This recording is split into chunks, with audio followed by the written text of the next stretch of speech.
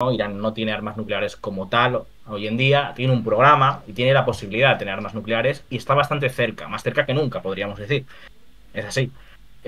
Porque tiene bastante uranio a un 60%, enriquecido al 60%, que es normalmente eh, la cantidad necesaria, el porcentaje necesario de enriquecimiento para conseguir un arma en condiciones, que sea más del 60%, normalmente lo óptimo es más del 80%, y con eso ya se puede, pues eso, hacer al menos armas con uranio empobrecido.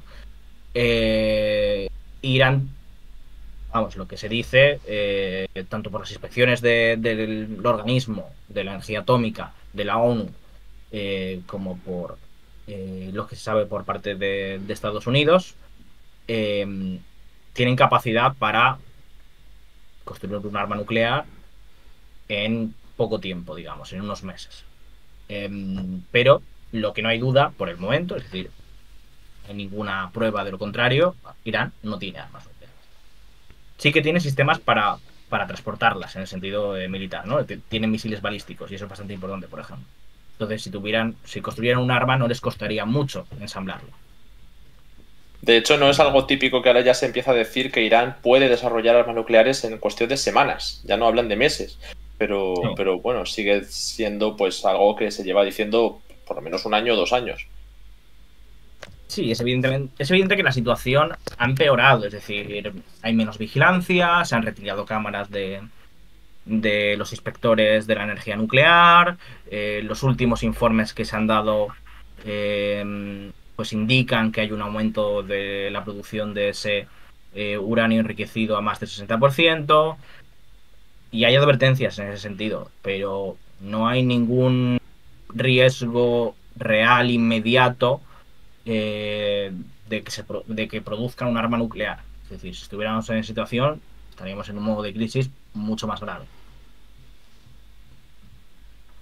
¿Por qué no las desarrollan? Porque hay unos acuerdos y no han llegado a ese punto de romper totalmente con los acuerdos. Han llegado al punto de Estados Unidos incumple los acuerdos porque Estados Unidos en 2018 sale de ellos, de los acuerdos nucleares con Irán, y empieza a poner sanciones a Irán de nuevo y por lo tanto incumple esas medidas que se habían adoptado. Y entonces Irán, de la misma forma, para empujar al resto de socios, especialmente los europeos, a que convenzan a Estados Unidos a que vuelva a entrar en el acuerdo, lo que hace es empezar a traspasar una serie de líneas rojas, ¿no? E ir aumentando tanto la producción como el número de centrifugadoras que tiene abiertas, como el secretismo, cerrando ciertas cámaras de vigilancia, etcétera, etcétera. Pero de momento no han llegado al punto de romper el acuerdo totalmente. Y no es el objetivo realmente. Irán no. Lo que buscan no es tener armas nucleares como tal, o que sea aceptado como un estado nuclear, con armas nucleares, sino que Estados Unidos y los socios europeos retiren las sanciones y lleguen a un acuerdo con Irán. De modo que da la sensación de que lo que se va a hacer es como presionar y tensar la cuerda constantemente, el típico órdago, ¿no? Lo que hablábamos en muchas ocasiones de Rusia, ¿no? De si era un bluff o no era un bluff, de no, voy a hacer tal cosa, sí, vale, pero una cosa es una invasión que tienes unos intereses que vas a proteger o por las buenas o por las malas, pero el caso de las armas nucleares, desarrollar esas armas nucleares no te garantiza que te vayan a quitar las sanciones, no vas a volver a tener ese desarrollo económico con tus socios comerciales después del acuerdo nuclear, no vas a conseguir que Estados Unidos vuelva. Entonces, si vas a la guerra, yo creo que va a ser arrastras de nuevo, no va a ser porque tener armas nucleares, quiero decir, Israel ha dicho que va a atacar Irán, no es algo que vaya a ser inmediato, pero desde luego pues se acerca mucho más al país a la guerra. No creo que sea un o por las buenas o por las malas, es como no hay una opción de que Irán decida ir por las malas en ese sentido porque no gana nada, ¿no? Salvo que sea una escalada en la que no le queda más remedio porque ve que Israel está ganando a sus otros socios o porque el eje de la resistencia se ha lanzado o porque en Estados Unidos hay un perfil republicano mucho más agresivo todavía que la política que estamos viendo actualmente. O sea, hay muchos escenarios en los que sí que veo que pueden acabar yendo a la guerra, pero a priori no hay un interés, ¿no? Sí, y bueno, durante estos últimos 4 años lo que ha habido es un intento de negociación entre Estados Unidos e Irán, y que la administración Biden ha estado intentando volver a entrar al acuerdo nuclear. El problema, Pues que Estados Unidos, para volver a entrar al acuerdo nuclear, exige renegociarlo, cosa, pues eso, bastante fuera de lugar, ¿no? Porque realmente son ellos los que se han salido. Y por parte de Irán, lo que pasa es que dicen, vale, pues si renegociamos ciertas partes del acuerdo, o sobre todo si vamos a volver al acuerdo, me tienes que dar ciertas seguridades. Porque el problema es que es un acuerdo que solo está firmado por el presidente. Por lo tanto, está totalmente dependiente de la administración que haya. Es decir, Claro. de ahora Biden entra, Irán acepta volver a cumplir con todo lo que estipula el acuerdo y echa para atrás lo que ha hecho hasta ahora, las líneas rojas que ha traspasado, dentro de, pues eso, de noviembre, dentro de un año, en febrero, enero, febrero, cuando llegue el próximo presidente, si es un republicano, puede volver a salirse del acuerdo. Entonces, lo que exige Irán es que haya un acuerdo firmado por el Senado. El Senado, que es el que tiene potestad para la firma de acuerdos internacionales por parte de Estados Unidos, y la cual ya serían acuerdos que jurídicamente tendrían mucha más protección, porque requieren, de la misma manera, que el Senado vote para quitarlos. Pero este Entonces, tema, Ángel, es una cosa que es de 2021. De 2021 sí. ya estábamos con las negociaciones en Viena, que si quieren unas garantías, que si Blinken o no sé si fue Biden, decían el hecho de que fuera una democracia Estados Unidos en la que otra administración pueda revertir los acuerdos impedía poder hacer esas garantías. Pero bueno, es verdad que existen mecanismos como tú los has señalado, pero ya se negaron desde el principio a hacer esas Biden garantías que tenía pedía mayoría en el Irán. Senado durante la primera parte de la legislatura y durante la segunda ha seguido teniendo mayoría en el Senado, pero no tiene los votos para que, suficientes demócratas la apoyen. Eso es así. Entonces, como no quiere arriesgar su capital político a un acuerdo con Irán, y no está dispuesto a eso, pues lo único que viene ofreciendo Estados Unidos desde entonces es lo mismo de siempre.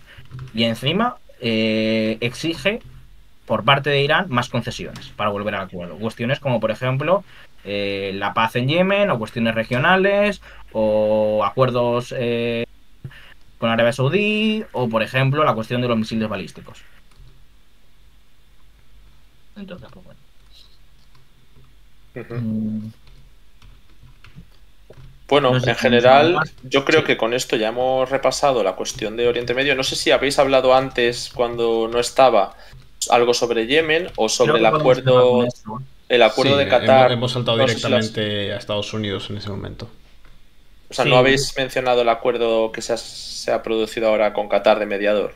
No. no, yo creo que sería algo demasiado. En plan, entrar en la cuestión de Gaza ahora mismo no sería Vale, entrar. si no, pues Entonces, simplemente lo dejamos ahí como noticia, ¿no? Que se supone que se va a permitir el envío de medicinas a los rehenes bueno, ese acuerdo que habría sido entre Hamas e Israel a través de Qatar, ¿no? Que luego, por supuesto, hay muchísimas más cosas que se pueden comentar de ese acuerdo, pero es un acuerdo puntual de ayuda humanitaria, como se hizo, por ejemplo, para la liberación de algunos rehenes en su momento y la entrada de ayuda por Rafah. Y nada, la cuestión de Yemen, no sé si eso había de alguna Yemen, pregunta. simplemente por responder a la pregunta que se hizo al principio, que Sí. dijimos que íbamos a responder, de cómo de autónomos son los hutíes de Irán. Y responder que, a ver, a mí la calificación de proxy no me suele gustar mucho. Es decir, lo que es guerra por delegación me parece algo correcto. Hablar de guerra por delegación y que evidentemente Irán está apoyando a los Houthis y en ese sentido los apoya para dañar a Arabia Saudí y poner en jaque su capacidad de tener influencia en la región. Pero los Houthis tienen capacidad de actuar por cuenta propia y lo han demostrado repetidas veces. De hecho, diría que son el grupo más independiente de Irán. Dentro del eje de la resistencia, que es un eje que no está controlado por Irán, sino que es un liderazgo conjunto de todas las facciones que pertenecen, desde Irán hasta Yemen, hasta Hezbollah en el Líbano, los Houthis han tendido a ser los que van más por libre. Y eso se ha visto en hecho de que a veces han hecho ataques a Arabia Saudí o Emiratos Árabes Unidos incluso, que no iban precisamente en beneficio de la posición de Irán. Y eso, de actuar por libre, pues eso, como están haciendo ahora con el tema de Palestina, o como han hecho los últimos años negociando con Arabia Saudí también por su cuenta. Que es verdad que evidentemente el hecho de que hubiera a partir de marzo de este año un acuerdo entre Arabia Saudí e Irán ha facilitado todo ello. Es decir, el hecho de que haya paz entre Irán y Arabia Saudí facilita que los Houthis negocien con Arabia Saudí. Pero esas negociaciones tanto con Arabia Saudí como con el gobierno apoyado por Arabia Saudí en Yemen, ya venían de antes. Por lo tanto, eso, en general dejar claro que los Houthis tienen su propia política y que actúan por cuenta propia. Así que yo creo que ahora ya sí que es un poco todo, ¿no? Ha habido algún ataque más a buques de los hutíes contra, bueno, pues contra barcos en la zona. El otro día os explicábamos el caso del destructor estadounidense, pero ahora ha habido contra 2 o 3 buques más, me parece, entre ayer y hoy, y creo que eran mercantes. Pero bueno, esto es algo que, como digo, ya pasa a ser un estadio menor de la escalada. Ya es costumbre desde que se dio ese principio del bloqueo del Mar Rojo que ocurra. Así que ha seguido ocurriendo y por lo tanto lo que nos dice es que los ataques estadounidenses, británicos de la coalición pues no han servido para disuadir a los hutíes en ese sentido. Y por lo tanto esperamos más noticias, igual que los otros frentes de los que os hemos ido hablando estos días y os seguiremos hablando muy pronto.